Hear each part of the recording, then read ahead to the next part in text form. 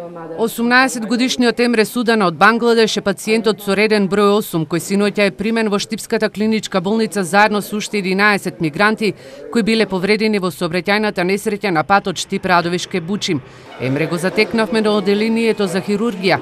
На неговиот скромен англиски јазик ни раскажа дека крајната цел му била Италија, но несреќата со комбето го заглави во Македонија.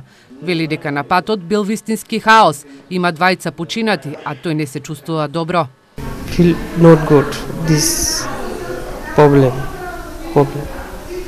Не се чувствувам добро, имам болки во градите. Лекарите ми дадоа помош.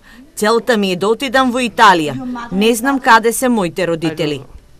Директорот на Штипската клиничка болница Ален Ѓорѓиев вели дека 9 пациенти се со скршеници на екстремитети, ребре и карлици.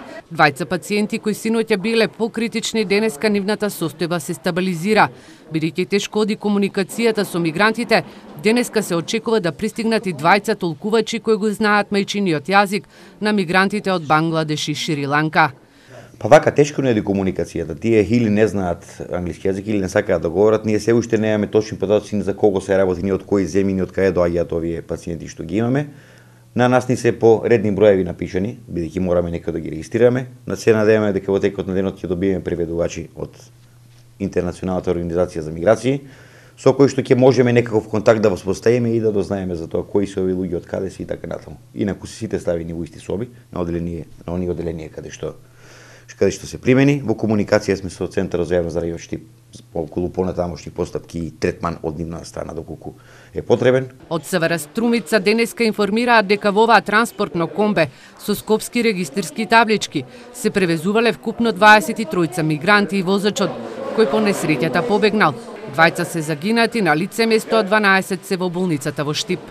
Во јавната здравствена установа Радовиш биле пренесени 6 лица каде им биле констатирани телесни повреди. Околу 22:30 часот на автопатот биле забележени уште 3 лица кои биле пренесени во јавната здравствена установа во Радовиш, каде им биле констатирани телесни повреди.